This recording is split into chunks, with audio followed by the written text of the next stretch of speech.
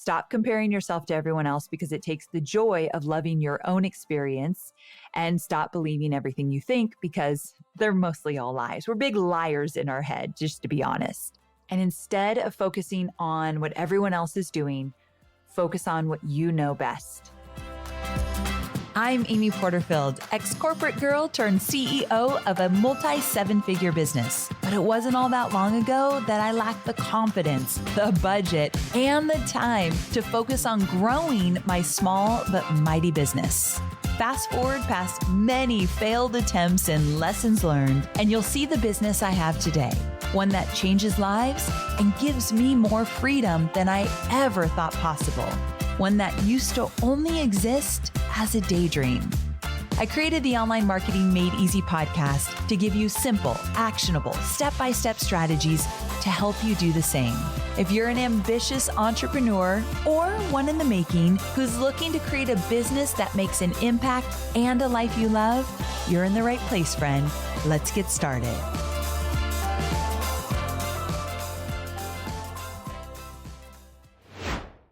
Hey there, friend. Welcome back to Online Marketing Made Easy. I hope you are doing well. Checking in on you. Are you taking care of yourself? Today is Friday, which I normally don't work on Fridays. You all know I do a 4-day work week, but I have a trip coming up that is going to cut into my week. And so I had to spend a little time this morning getting some things done.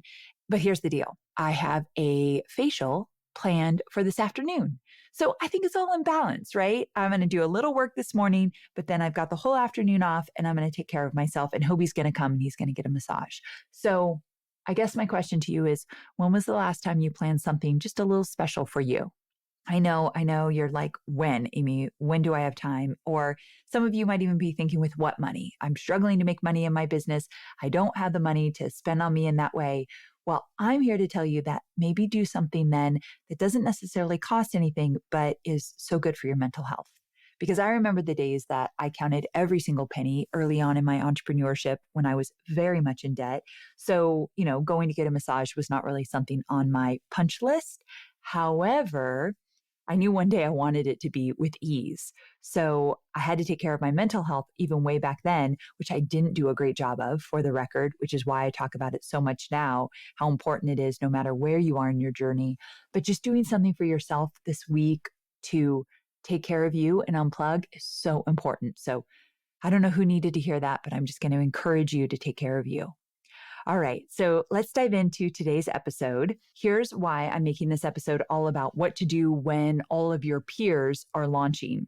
Now, it might be your peers, your friends in the industry, your competitors, but someone you have your eye on and they are launching at the same time you are, whether you're launching a digital course, a membership, group coaching, whatever it is. You put the time and effort to put together this launch, you're ready to go live, and you look around and think, oh my gosh, so-and-so is also launching at the same time as me. Or in the situation I'm going to tell you right now, there's like 4 people launching at the same time as me. So let me give you an example. I recently did a boot camp in February called Subscribed. Maybe some of you are there. It was a huge success, so much fun, loved every minute of it.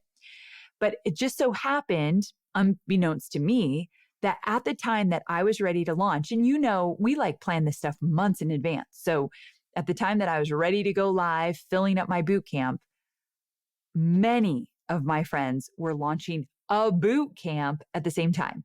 So when I was launching Subscribed, Marie Forleo was launching a boot camp, Jasmine Star was launching a boot camp, Julie Solomon was launching a boot camp, and Jen Gottlieb, just to name a few. And all of these people are my friends, but they're also incredibly successful. I wouldn't say they're all my competitors, but we are kind of vying for the same audience's attention. So there's that. So if someone saw Jasmine's boot camp, they also saw mine, or Julie's boot camp also saw mine. So we were definitely talking to many of the same people. Now, at first, to be honest, kind of freaked me out because we were a little bit slow out of the gate with the numbers. Like, I have daily goals for how many people I want to join the boot camp up until the day we go live. And we were behind. And my first thought was, oh, we're in trouble. There are a lot of boot camps that are being promoted in the same circle at the same time.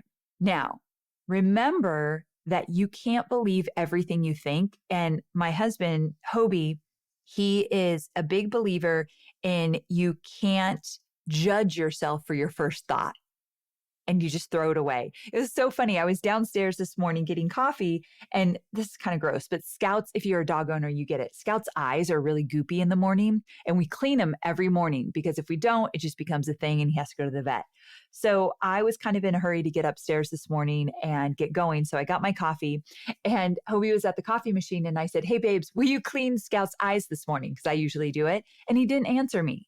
And I'm like, "I hate when you don't answer me when I ask you a question." And I was kind of teasing him. And I said, "What were you thinking?" He's like, "I'm not responsible for my first thought." And I'm like, "Oh, so you didn't have a good thought." He was probably thinking like, "No, that's your job. You do it. It's gross." But so he is a big proponent. Like, you can't judge your first thought and you're not responsible for your first thought. It's just how our brains work. So even if he had a little snarky thought about me asking him to clean the dog's eyes, he wasn't going to tell me because he's not responsible for it. And I think that is so important. So getting back to what the heck I'm talking about, my first thought was, I'm in trouble. We are in trouble. We're not going to hit our numbers. There's too many people launching at the same time. That was my first thought. So because I believe that my first thought isn't one that I have to believe or that I'm responsible for, I revisited my thoughts. And I thought, okay, so that thought is not going to serve me. So I need to choose another thought. And the other thought I chose was, there's enough room for all of us. I just firmly believe that this has to be true because of course, there's a lot of congestion online. There's a lot of noise, but there's also over 7 billion people in this world, and most of them have access to the internet. So I am going to tell myself there's enough room for all of us. And also, I'm going to be a racehorse. You know my analogy, right? A racehorse has blinders on. They cannot look left or right when they are in a race, only forward. So I became a racehorse and I put my blinders on. So instantly, this is all kind of happening over a few minutes. I had to check myself, choose a new thought, and get serious about what it is that I'm focused on and move forward. So what that meant to put blinders on, this is important. I want you to hear this. That meant that I did not go to their bootcamp sales pages. I did not read their emails that they were sending out.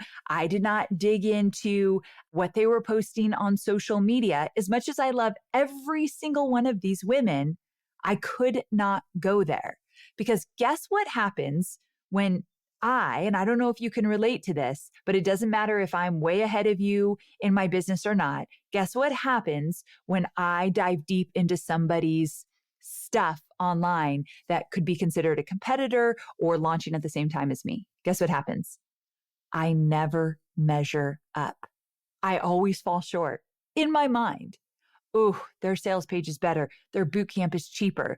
Oh, their messaging is stronger. Oh, that is so good that they did this or that. I should have thought of that. How is that even serving me? And it makes me want to change my own strategy. And one, I don't want to be a copycat. And two, I believed in my strategy 3 minutes ago before I went down the rabbit hole of their strategy. It's just really toxic. So sure, there's a time and a place to kind of do your market research. It's not when you're launching, just for the record. So I had to put my blinders on and then really believe there is enough room for all of us. So even though it was tough, I'm not actually even saying this is easy, but it's necessary, it's important, and it has to be intentional. So what I did is I blocked out the noise. I put my head down. I ran my own race. And I did not get into all the other things that were going on online. And I had a very successful boot camp. Now, I know I've been at it for a while. I've got a big audience. Like, I should be doing well in this area because I teach it. But that doesn't mean I always hit a home run, right? And I knew that my strategies were solid. So the only thing, this is important for you to hear, the only thing that would have gotten in the way of me not being successful with this launch would be my own insecurities and then turning those insecurities into action and changing things, moving the date, changing my strategies, tweaking this or tweaking that. Like Jasmine's bootcamp was free. And I've done free boot camps. I see the value in both free and paid, but mine was paid. And there was this little voice that got into my head instantly. Oh, you should have done a free one. Because her numbers were way bigger than mine. When you do a free boot camp, you're going to get a lot more people in your boot camp than when it's paid. And then I started to second guess it, but I'm a huge supporter of paid boot camps. I think that when people pay, they pay attention. I think the conversion rates go up in your boot camp when they're paid, and not always, but in my experience, yes. So all of a sudden I'm like, oh, I should have done it for free. I don't even think I should have done it for free. See how crazy comparing yourself online, how it can get all jumbled up in your head. So I guess if you take anything away from this shorty episode, is that you have to stop looking at everyone's stuff at crucial times in your promotion of your own business, because it's not going to support you. Moral of the story, you can't believe everything you think. You're not responsible for your first thought, meaning you shouldn't judge your first thought. And more importantly, there's enough room for all of us. There's enough room for all of us. So there will always be competition. It's healthy. It keeps me ambitious. It keeps me in the game. I'm very competitive, and sometimes I'm embarrassed by that, but it also keeps me hungry. And I think that could be a really good thing. So let's not look at competition as a negative thing, or you're so bummed by it, or you feel knocked down by it. Use it to fuel you. Like, watch out, world. Here I come. Oh, here we go. Let's do this. That kind of thing. I want that little inner Beyonce fire in you for sure. And again, I subscribe to this belief that I've said multiple times here. There's enough room for all of us. And the people who need to find me in the moment will. I tell myself I do great marketing. I make all the efforts. I run my ads. I do my videos. I do everything it takes to get there. And then I leave it all on the table. You've heard me say this before. You've got to learn to love what it takes to get what you want. And part of learning to love what it takes is to put your head down and stop comparing yourself to everyone else, because it takes the joy out of loving your own experience. So stop comparing yourself to everyone else, because it takes the joy of loving your own experience, and stop believing everything you think, because they're mostly all lies. We're big liars in our head, just to be honest. And instead of focusing on what everyone else is doing, focus on what you know best. Refine your ads, increase your social if you need to, add an extra email into that promo. When you stop thinking about what everyone else is doing and you look at your own stuff, you think, wait a second, am I missing an email on cart close day? You're going to miss something like that if you're worried about what Jane Doe is doing over there, whoever it is. So you just can't focus on that because you don't have the bandwidth. And in a promotion, you do not have the time to worry about what everyone else is doing. Okay, to wrap this up, I want to just share one more thing with you that kind of relates to all of this. There was this concept that my marketing director, Kelsey, shared with me. It's called inversion problem solving. And essentially, it's solving a problem in reverse. In order to do that, you'll say, what can we do that will guarantee that we will have fewer signups in the bootcamp? So instead of worrying about what everyone else is doing, instead of checking out all their stuff, was better for me to spend time with this really weird question, right? Like, did you hear it? What can we do that will guarantee that we will have fewer signups for the bootcamp than we had anticipated? Okay, weird question, right? So you'll also ask yourself, what can we do to decrease our signups for the bootcamp? It's another way to look at it. What can we do to decrease our signups for the bootcamp? And then you have to answer it honestly. So this might be a really great journal exercise right before you get into launching. And number one, if I were to look at this, number one, I could look at what everybody else is doing, scrutinize my own strategies, and compare them to others. Two, I could start changing my strategies, which I have already determined are the best for my business, but like literally mid promo, I could change what I'm doing, which will absolutely frazzle my team and slow down our progress. Three, I could tell myself the story that we will not meet our goals because other people are doing something similar at the same time. So I don't know if that is true, but I'm just making it true, which will slow my progress. Four, I could give up and be like, wait, this is too hard. This is bad timing. Let's move our launch. Five, we could not send these emails, not run the ads, not share on social, not discuss ways to make this a better launch. And we could just kind of bury our head in the sand. Those are all ways that I could decrease subscribers to my bootcamp. It's such a weird exercise, I know, but when I do something like that, I'm very clear that these are all the things that we could do, but it's glaringly obvious in my head that I am not willing to do any of those things. So here's like the aha moment. Okay, so if I'm not willing to do any of those things because they will decrease my subscribers, then let's get into action and do the things that I actually planned. And I think it was just really important. I just made this decision. Well, I'm not doing any of that. Okay, then get back in the game and stop worrying about what everyone else is doing. Stay in your own lane. That's what I always tell myself. Amy, stay in your own lane, run your own race. And if you need to create your own motto for abundance, do so. Mine is there's enough room for everyone. What is yours? You have to have an abundance motto that you live by for your business. You have to, because there will always be competition. Your peers will always be launching at the same time.